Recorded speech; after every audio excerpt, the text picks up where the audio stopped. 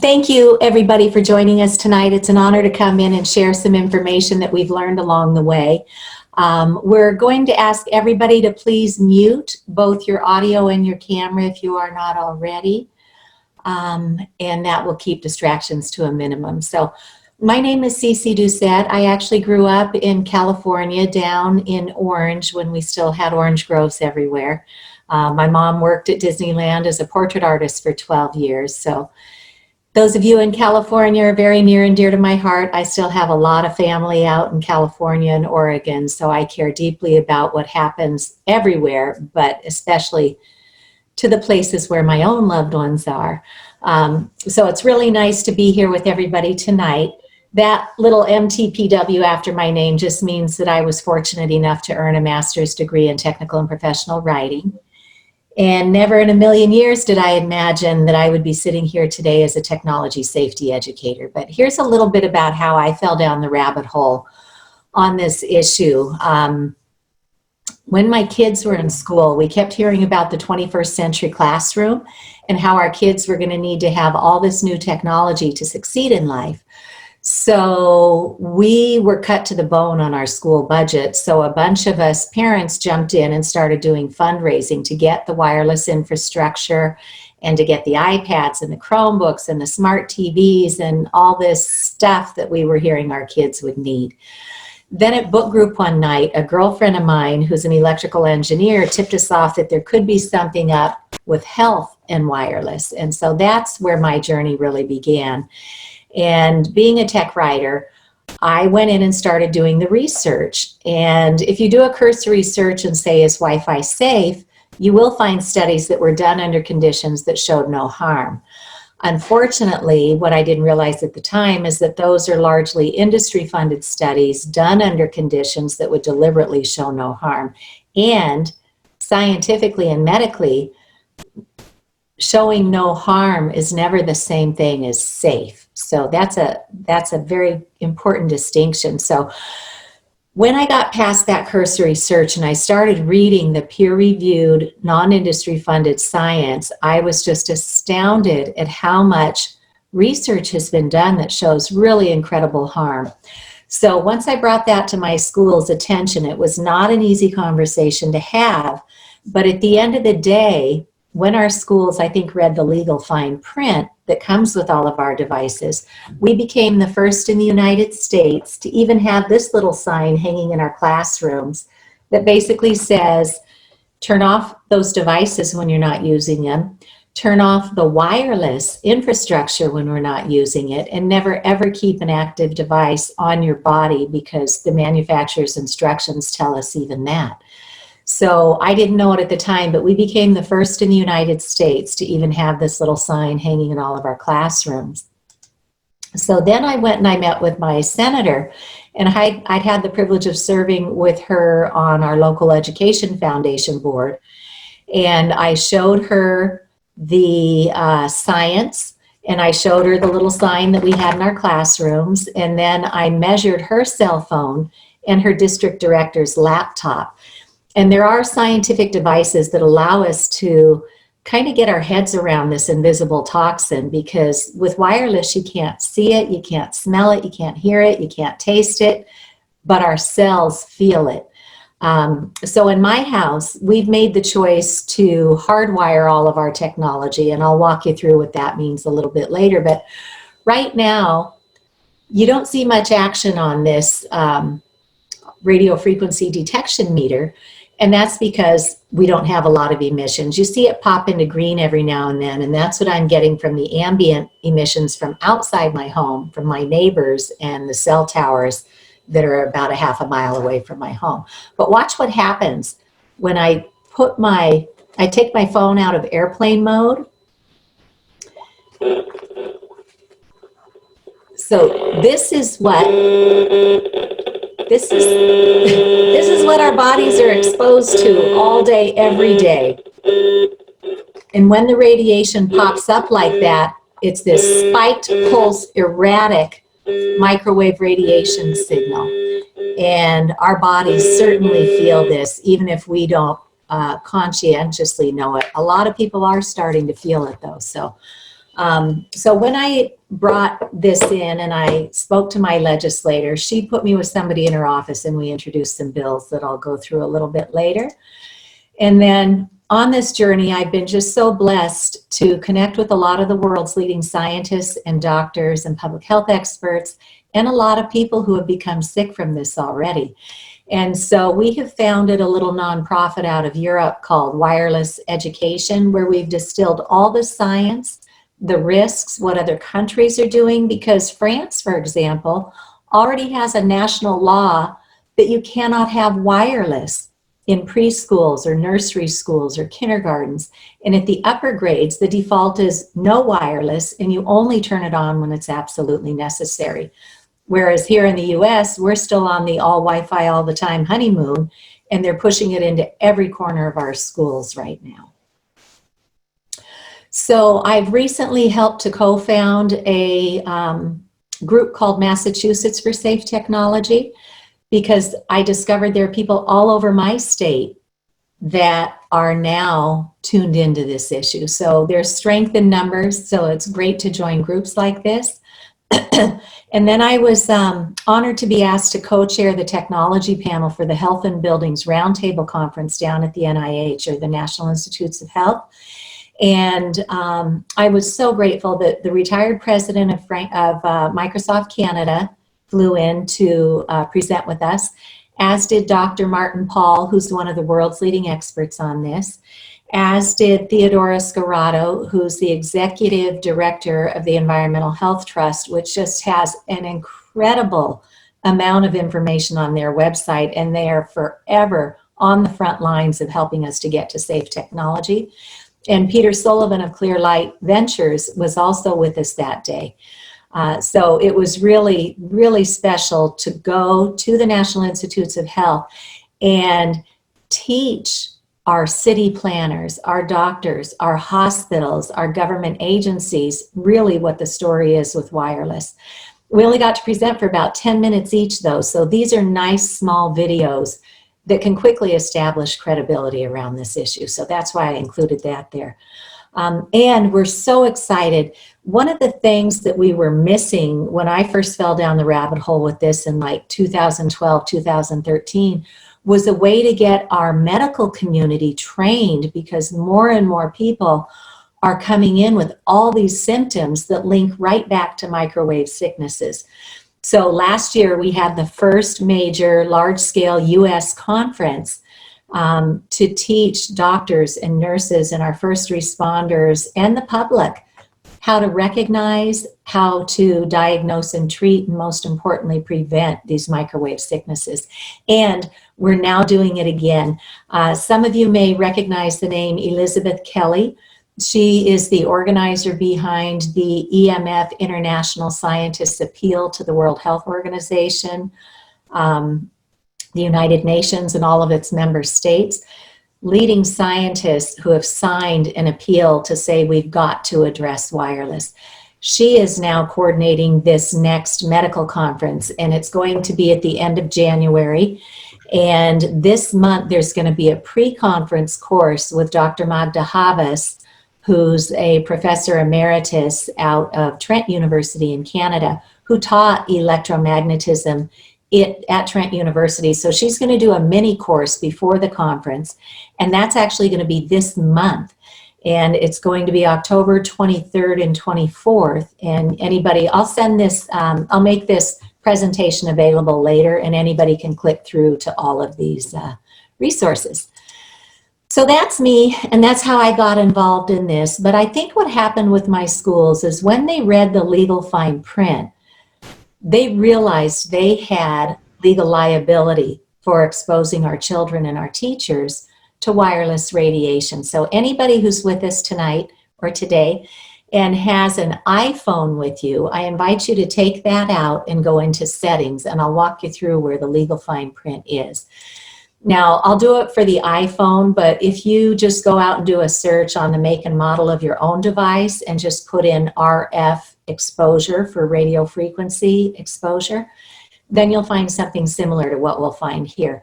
You can also go out to the Environmental Health Trust webpage that's called See the Fine Print, and they've got a lot of the fine print disclaimers that come with all of our devices.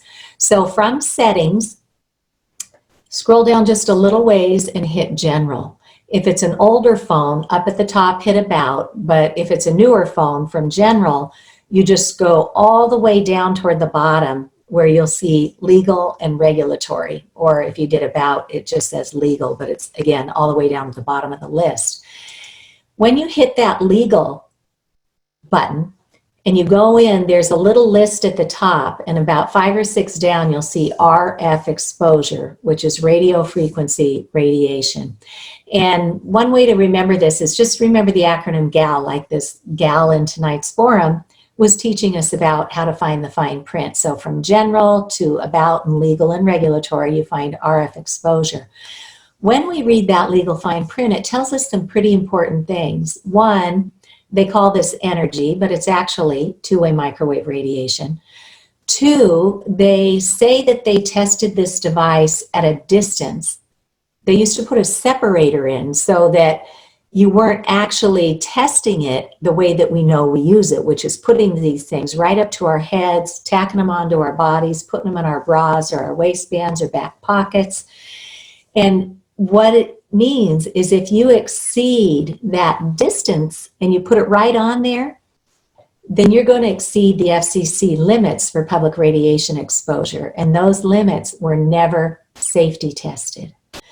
So it also tells us to use a hands-free option, because without being forthright and telling us, that one cell phone now has 5 or 6 separate antennas in it that are constantly pulsing microwave radiation to make or maintain a handshake with the nearest cell tower or router. And the message is certainly not no technology, because we love our technology and what it does allow us to do, but it's high time that we learn what the risks are and how to use it safely. So when I was figuring this out, I kept thinking, surely somebody must have our backs on this, right? And then in 2015, Harvard's Law School Center for Ethics put out this 59-page report. It's free and it's online. And captured agency indicates basically that the FCC is now run by the industry, and that they're pretty much using the big tobacco playbook. If you can suppress the evidence of harm, if you can, hide the real studies, if you can do your own studies that show no harm, if you can kind of commandeer our media, if you can commandeer our laws, then you can continue to peddle your toxic products and the public will be none the wiser. So I was so grateful for captured agency, because that was like my missing piece. And that's when I realized nobody's going to fix this for us. We've got to use our voices and do what we can from right where we are to protect ourselves and our communities. So there was an open docket up at the federal level where the FCC was made to open up a docket, which means people and scientists and doctors could put in public comments that the FCC was supposed to review and then reassess the radiation exposure limits. Well, they closed that docket last December, and then they came out and said, oh, no, we don't really need to change anything, business as usual.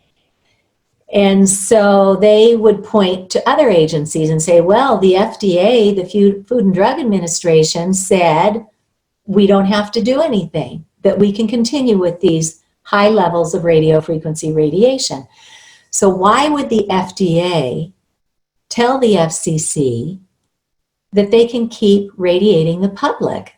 Well, it turns out Dr. Jeffrey Shuren, who is in charge of the radiology or the radiation area of the Food and Drug Administration, is married to a woman who is a partner in a law firm that represents the industry, the telecom and the wireless industry, to the tune of billions of dollars. So there are huge conflicts of interest very high up in our federal level and even beyond that.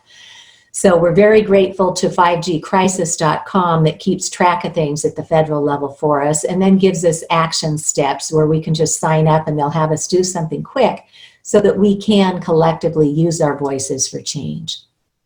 So what does the science tell us. So our own government, the FDA, was in charge of commissioning a study 2 decades ago when cell phones were the technology of the day to see if they could cause cancer. After 2 decades, they had an unprecedented peer review at the National Institutes of Health, where our U.S. National Toxicology Program finished this study. They invited world-leading experts in microwave radiation to come in and testify. And at the end of the day, in their final report, they concluded clear evidence that this wireless radiation or radio frequency radiation causes DNA damage and cancerous tumors. This is the world's leading authority on toxins, giving the highest classification of clear evidence, and they're supposed to take that and translate it into public policy to protect the public. And that's when the FDA turned around to the FCC and said, keep doing what we're doing, right? So we have to be careful of industry spin because it comes at every turn. Every time a good study comes out, they do their spin. So ignore the spin and go look at the actual peer-reviewed scientific literature. And this is what you will find. We have literally thousands of studies all over the world, peer-reviewed, which is important because that's something in the scientific community where others who understand the nature of the work that you're doing get to weigh in and make sure this is a credible study. So peer-reviewed independent science, because again, the industry does their own. So you look at the peer-reviewed independent science. Dr. Martin Pall has recently put out a paper called 5G, Great Risks for the European Union, the United States, and International Health. Compelling evidence for 8 distinct types of great harm caused by these electromagnetic field exposures. That's what's put out by this wireless radiation. And it was really important that he identified the mechanism that causes them, because for years the industry would spin it that, oh, there's no mechanism of harm identified, so keep doing what we're doing, right? Now we know scientifically at least 8 different ways how this is biologically harming our cells. We know it's causing a breakdown in with oxidative stress, which is the precursor to many chronic illnesses. We know that it causes infertility.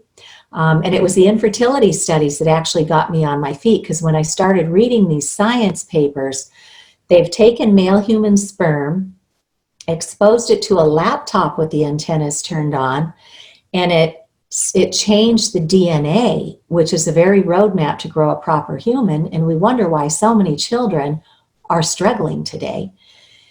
It changed the DNA, it slowed the motility of the sperm, and it caused far fewer sperm to be viable in just 4 hours of exposure.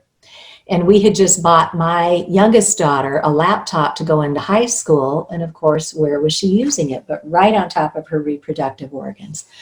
So there are other studies showing neurological damage. It opens up something we have to protect our brain called the blood-brain barrier. And so now it's letting toxins into the brain where they've never gone before. So we know scientifically what it's doing, and now we have a pretty good handle on how it's doing it. So what a lot of us have never connected the dots to, though, is symptoms that many of us are feeling today, and our doctors haven't even been trained on this. So microwave sickness symptoms often present with headaches, nosebleeds, sometimes people are having ear bleeds. Insomnia is a big one. So many people don't sleep anymore. Pain from unidentified sources, dizziness, and then all these neurological fallouts of anger, anxiety, depression, cognitive impairment, just feeling fatigued all the time, and behavior issues and learning disabilities. We know scientifically that exposure to wireless radiation can cause all of this. And children are not just little people. If you look at that graphic on the right-hand side, up at the top, it's got 3 little diagrams, and that's if you put the phone up to your head. On the far right is the adult. When we put a cell phone in active mode up against our head, it's permeating our brain about a third of the way through. On a 10-year-old child, as shown in the middle, it's going about 2/3 of the way through the brain. And on a 5-year-old child, that radiation is going all the way through that child's brain. And their brain has a higher water content as a child. So they're actually absorbing more radiation, and their skulls are not fully formed. They're thinner. So more radiation is going into our children than even you and I, and it is not good for you and I.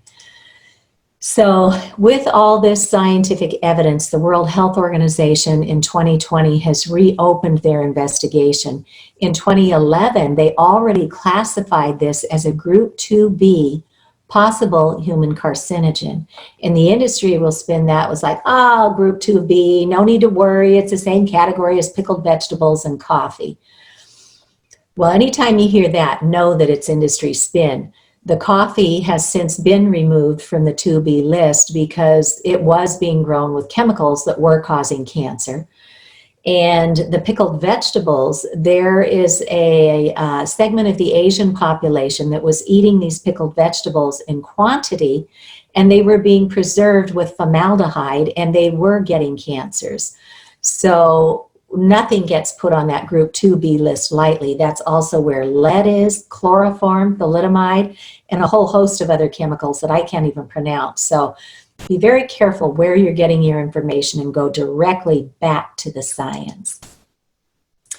And it's not just you and I and our children and our grandkids that we need to worry about. It's every biological cell.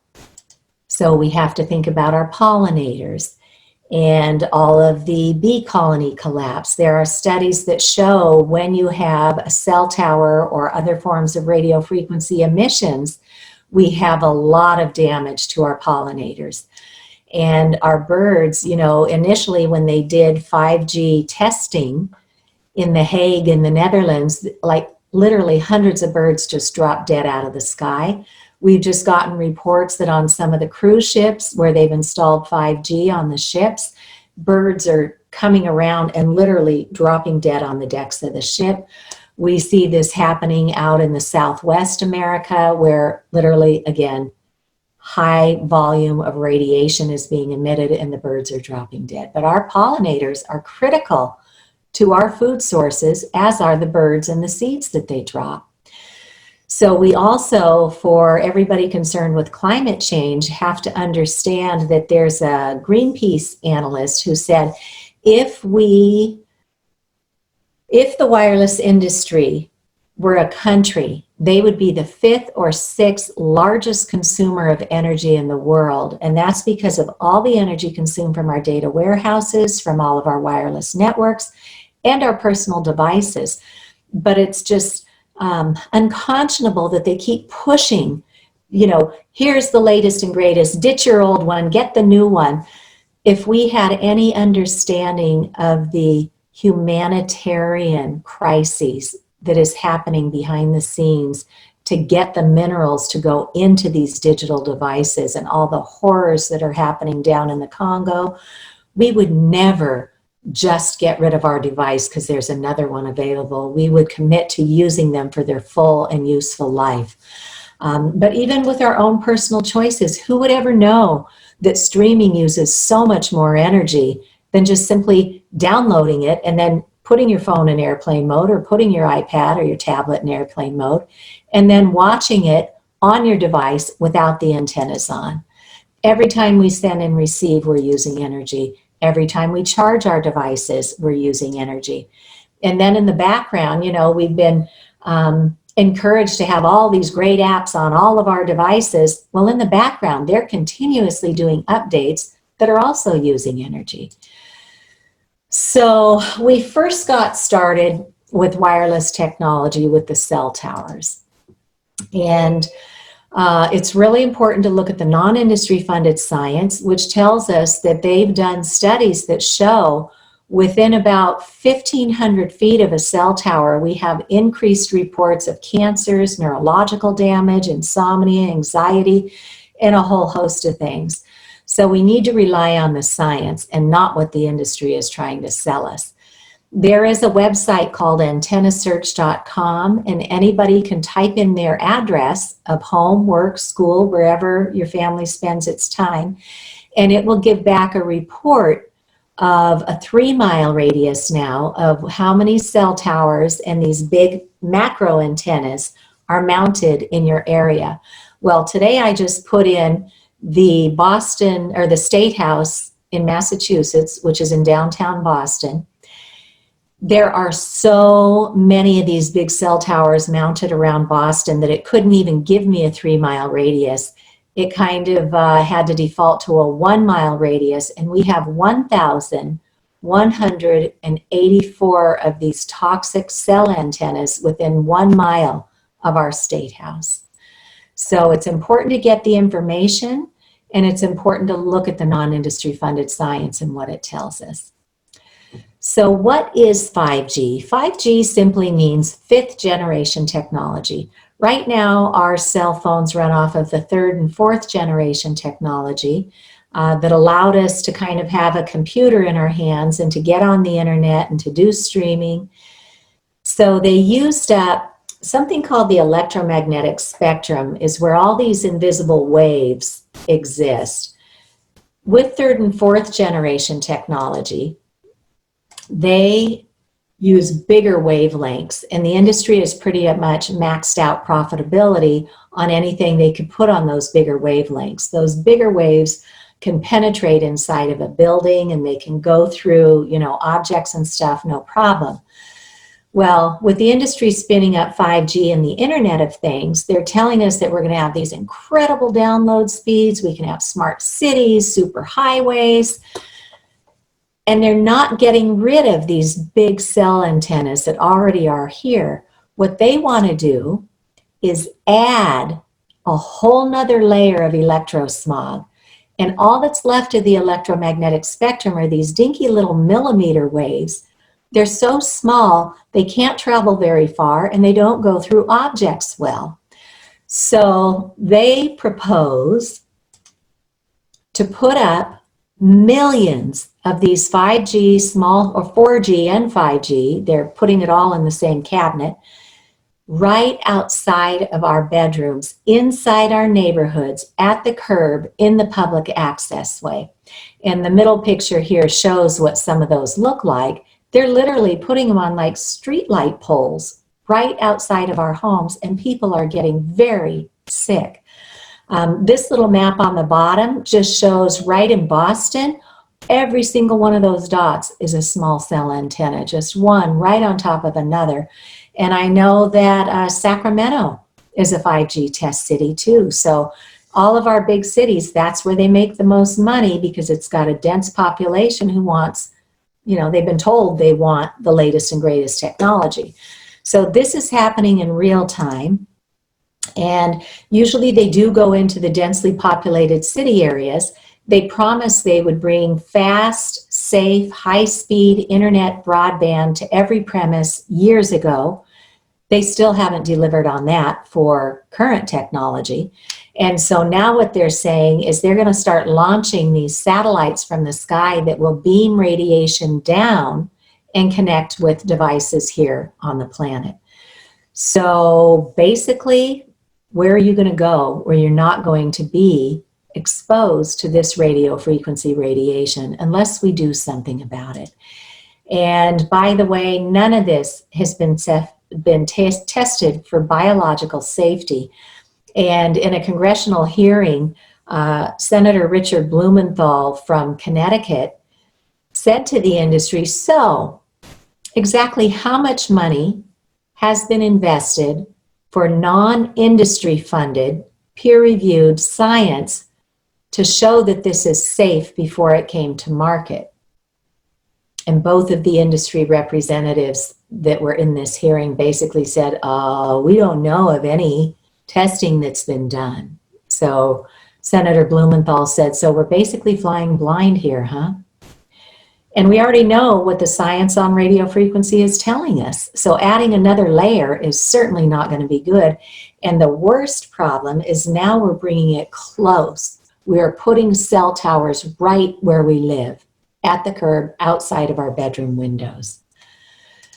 So, you know, the industry's been spinning up all these faster speeds. Well, people are starting to look at those speeds. Computer World just put out an article that said 5G is a really bad joke. We're not getting anything faster. 4G is fast enough. And so all these lies that the industry's been spinning up are just that. It's not a better technology, and it's extraordinarily harmful. So all that's the bad news. The good news is Martin Luther King Jr. taught us, when we have really meaningful change in society, it usually comes through 3 channels. 1, the public gets informed and speaks up, and that's what we're hoping we'll have as an outcome tonight. 2, public policy catches up to, in this case, the science. And 3, it gets taken through the courts. So we have some really good stuff happening on all those fronts that I'll walk you through. So the city of Boston just joined with a lot of cities around the country and filed a lawsuit against the FCC because they keep writing these mandates that take away local control from our towns to try and rob our towns from being able to say if or where we even want any of this technology. So it's great to see that this is happening in the courts. Ireland Northrop, if you could kindly mute your phone or mute your connection, that would be great. And then here in Burlington, Massachusetts, when Verizon came in with 7 small cell applications, excuse me, Ireland Northrop, could you please mute? Thank you so much. When Verizon came in with these 7 small cell applications, the town had a lot of questions that the vendor wasn't able to answer. So they took representatives from all of their town boards and they formed a small cell committee. And they spent a good year. They hired a lawyer who knows telecom law. And at the end of the day, they ratified a policy that said, if you want to come and put these things in our community, you're going to have to come back every single year and recertify that they're still viable. And as a town, we don't have that expertise. So you're going to have to pay us a fee to keep an independent expert on retainer. And the Verizon lawyer was there the night they ratified this policy.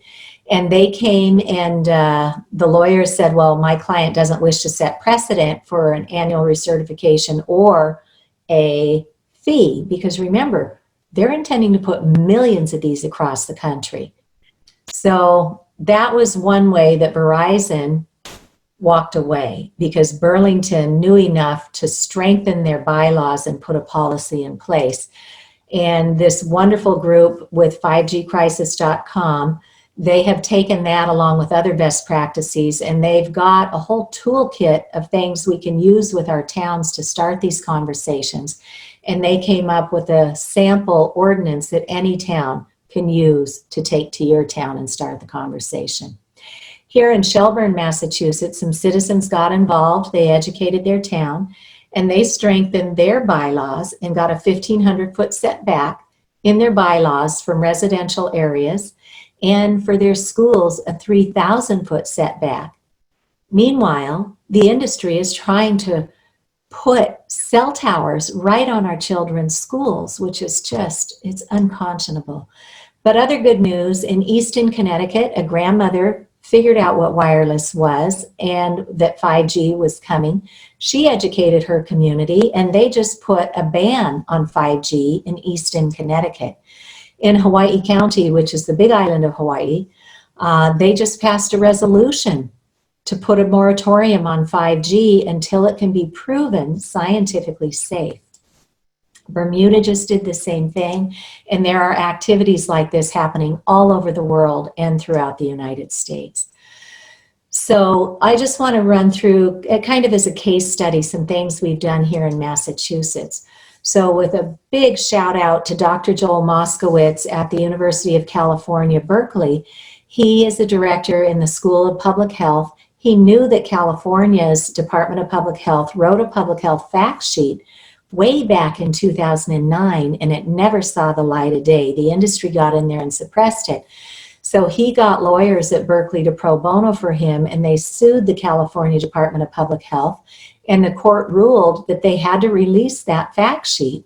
So he also knew that I had worked with the Department of Public Health here in Massachusetts in 2016.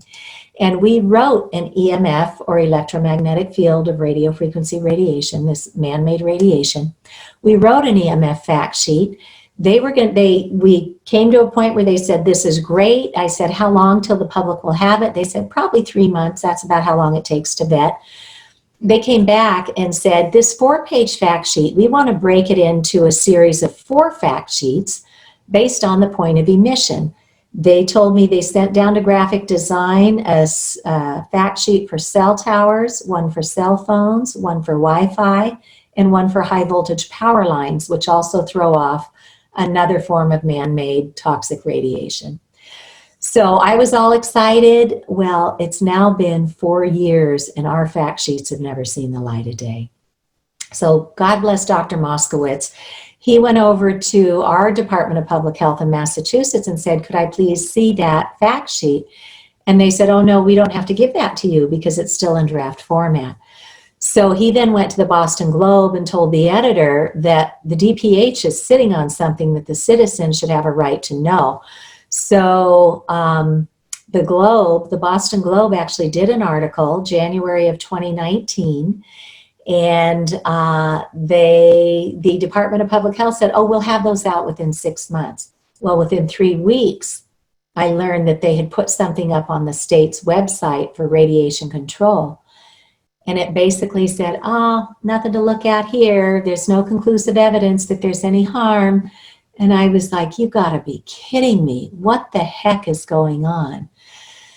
So we've been presenting to our Department of Education as well. And I had the privilege of sitting with Jeffrey Wolfson, who is our interim acting commissioner of education. And I said, so are you guys going to do anything to protect the kids? And he said, well, we're waiting for higher authorities to tell us what to do.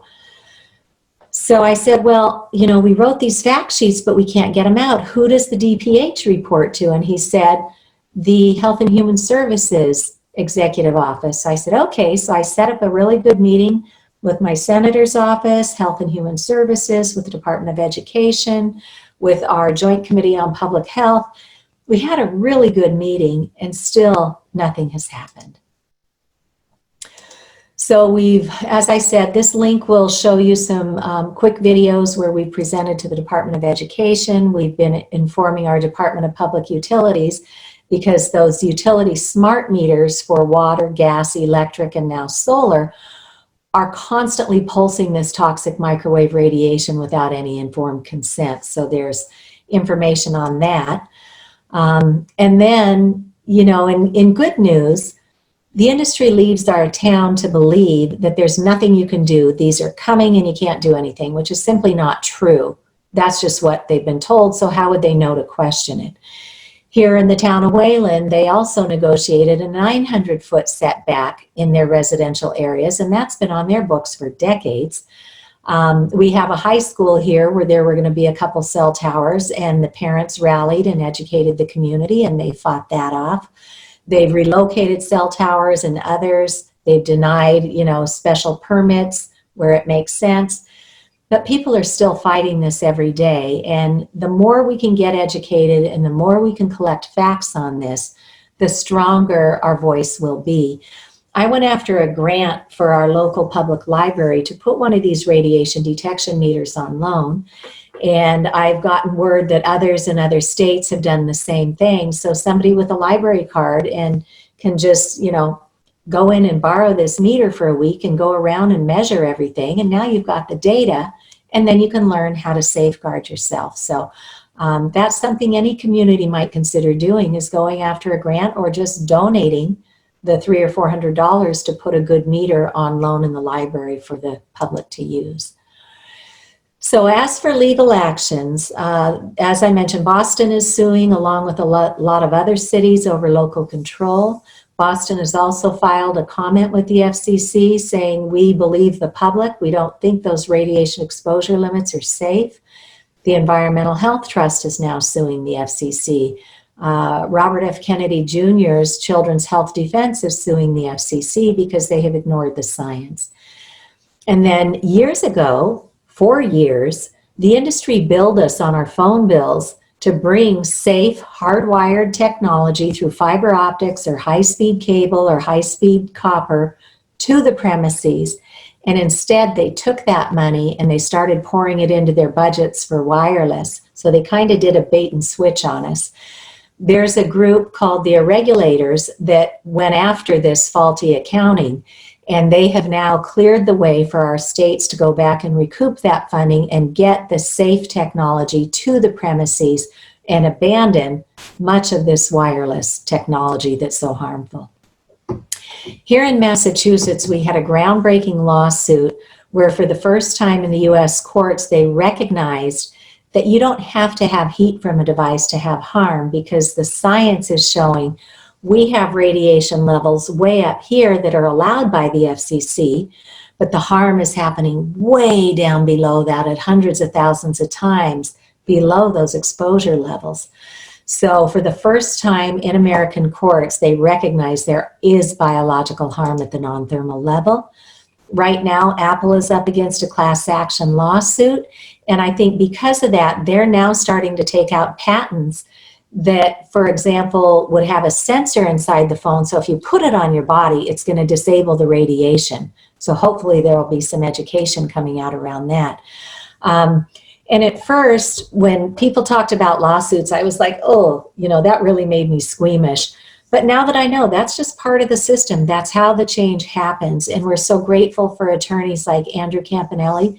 He used to be a telecom attorney, so he knows the telecom laws inside and out. But now he also recognizes the harm, and he's now helping citizens and municipalities. So, and it's pretty cheap money too for something that a town's legal team might do. It's on the low end of what towns wind up paying for legal actions. So don't be scared like I was of invoking legal action, because if you don't do something quickly, you're going to wind up with these cell towers right outside your bedroom. So a lot of good things are happening in the schools. As I mentioned, we became the first in the nation to even have this little sign, but our schools are still waiting for higher authorities, and our Department of Education is still waiting for higher authorities. Others have been in touch with the Department of Public Health. This Worcester Public Schools in Massachusetts has a radio frequency notice out on their school website. This Waldorf school just last year hardwired the high school and just turned off the Wi-Fi, and they said it really wasn't even that hard to do. Another town here, we've been presenting to their wellness committee. Middle school teacher actually came up with some curriculum to teach those little kids how to use the technology safely. And then just as she was rolling this out, a little girl, a 7th grader, had her first seizure while on the iPad. And in the fine print that used to come with the iPad, it talks about having seizures. So this is all very real. It's all happening in real time. And with a little education, we can get ahead of it. So we did an expert forum here in Massachusetts called Questioning the Safety of Our Children's Exposure to Wireless Radiation in Schools, and we have leading experts. Those videos are available to help bring ourselves and our schools up to speed. But here's the crux. The New York Times did a series of articles on what the Silicon Valley execs are doing, and they are sending their children to schools with no technology. They're having their nannies sign contracts that there will be no screens around their children. And so we talk about this digital divide. They keep pushing it on our children, but they won't even let their kids around it. So we've got some reckoning to do. Maryland became the first state public health agency to recommend that we go back to hardwiring our schools and turning off the wireless. There's something called the U.S. Collaborative for High Performance Schools that does certification for schools that become green, and they already have a module for low EMF best practices to not only get the radiation under control, but also there's a lot of dirty electricity that bleeds out from faulty wiring that's invisible, and it can bleed out into the classrooms like 6 to 8 feet. So they've got some really good guidelines for that. Now that we're in this pandemic, One of the blessings and curses is that we have technology so that we can continue with the education process, but it's high time we learn to use it safely. And I know Russia gets a lot of bad press, and sometimes for good reason, but the radiation scientists in Russia have been ahead of this for a long time. And Russia just came out with stay-at-home guidelines for using technology safely. They take it age by age and say how much time a child of a certain age should even be near technology every day. They recommend hardwiring, and if you can't hardwire, you should be at least 16 feet from that router, and it should only be turned on when it's absolutely necessary. They talk about correct posture. They talk about correct lighting. So really good recommendations for us and our kids. And then we have this schools and families course. We can train a whole family in a half an hour online. We can train a whole school in a half an hour online. So just know the training is built, it's there and ready to be deployed.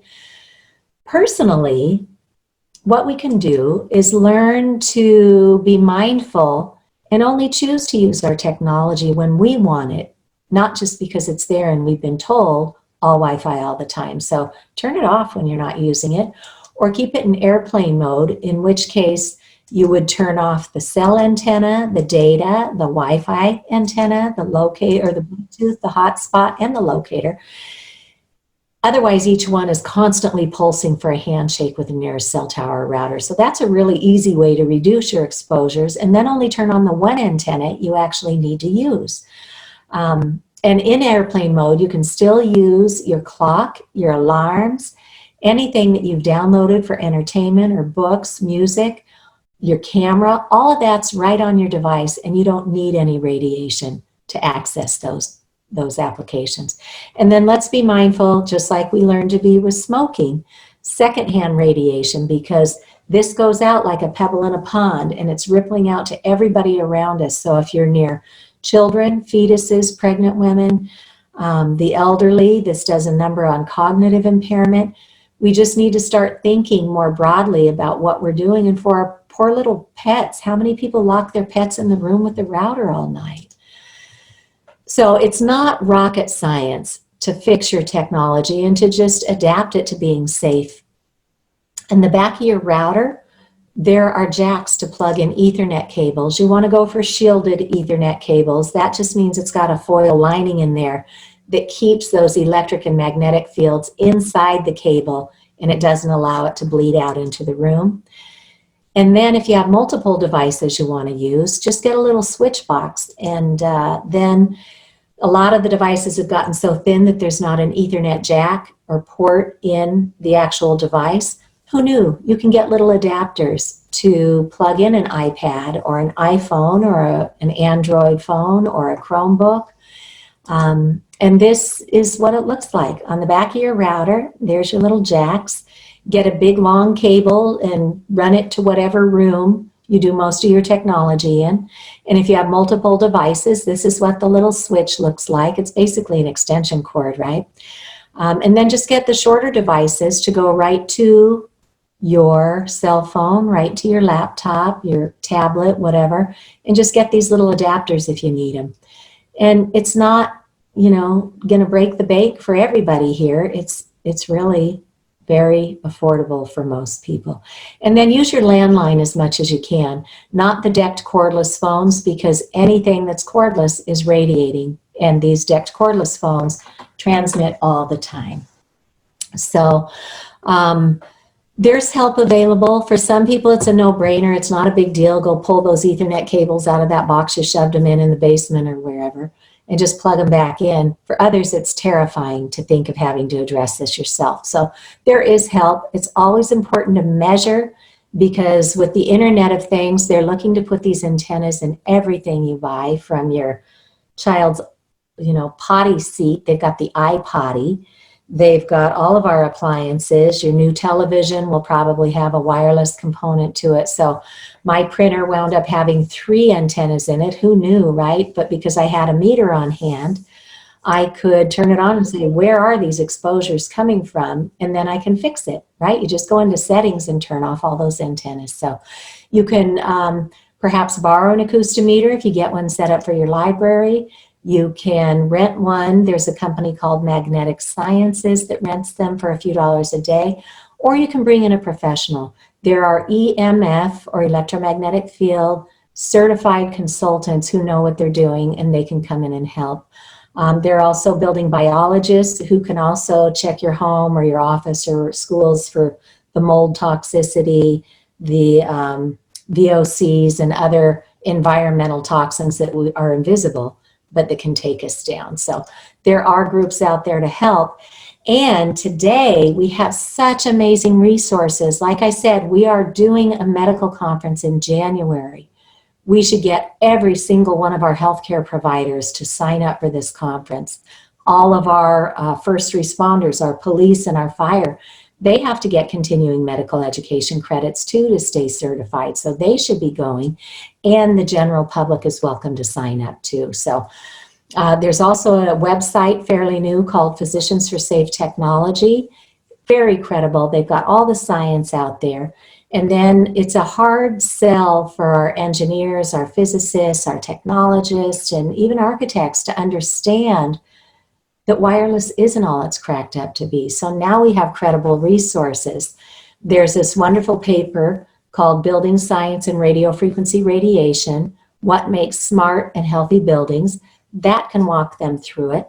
The IEEE is the professional organization that initially recommended these high levels of radiation. And even today, they are saying, we need to step back and look at this again because this is not safe. So really good resources for everybody once they know to look at this issue. And then a lot of things, that you can do to come up to speed on this some more, or to share with your family and sit down and do some of this stuff together so that you don't have to be the bad guy trying to tell everybody their devices are harmful. And again, we're not going to take anybody's devices, but let's step back and learn to use them safely. So with our little nonprofit, we've got a schools and families course, and then we've got one for the workforce. This award-winning film, Generation Zapped, in 74 minutes does a beautiful job of explaining this issue with leading scientists and doctors. It was part of the United Nations Film Festival, and it's won all sorts of accolades. Even on PBS, Burt Wolfe and his travel show took the time to do 2 episodes on wireless radiation. And then 5gcrisis.com has this toolkit where they have simplified things to make it so easy to, give a flyer to your neighbor, take this to your town. So you're joining the conversation, if you're new to it, at a really good point in time, because we have done so much work in the background to make it easy. And again, the building biology consultants. So a word of caution, and this comes up almost every single time we open this conversation. We did a brief presentation with Board of Health here in Massachusetts recently. Their mayor had asked the Board of Health to investigate 5G and let her know if there's anything that she as the mayor needs to pay attention to. And it was like the industry playbook when the Board of Health said, well, we went and looked and here's where we looked, right? The New York Times says this is all made up and it's fear-mongering and the Russians are making us scared. Well, shouldn't we believe the New York Times? Shouldn't we believe Bill Broad, who's a 2-time Pulitzer Prize-winning journalist? Well, I reached out to Mr. Broad and I showed him the science and I got a reply that was very short. And I wrote back and I said, oh, is that an out-of-office responder or is this actually you? He said, no, this is actually me. So he's seen the science. But when you do this first search, this is what's going to come up. Is this article saying that, oh, it's all fear-mongering by the Russians? Well, what they're not telling you is that there are huge conflicts of interest at the New York Times. They've got a Verizon 5G lab at the New York Times. They have industry people on their board of directors, and they are violating the Truth and Accuracy Code, and the Irish Ombudsman in Ireland called them out on it. So there's so much more to the story than a cursory search will lead us to believe. Very commonly, people point to the World Health Organization because they should be a trustworthy source for public health. Well, they've got outdated information still on their website that leads people to say, oh, no problem. Well, in 2020, they opened up a new investigation because the science has become so strong. But there's also two groups at the World Health Organization. One is puppets from the industry, and the other is a science-based, credible information. So there's much more than meets the eye. So we need to teach that don't be given false assurances without doing your due diligence back to the peer-reviewed, non-industry funded science. So really good things are happening in a couple of our states. In New Hampshire, Representative Patrick Abrami was introduced to this issue by his constituent, Deb Hodgson, who got to the point where her health was completely crashing. She paid thousands of dollars out of pocket going after specialist to specialist, and nobody could figure out what to do with this poor woman until somebody figured out it was the radiation. She thankfully has regained her health, and she taught her state rep about this. He wrote a bill that we got passed into law within 7 months. And for the last year, this New Hampshire Commission has been seeking answers to these very pointed questions.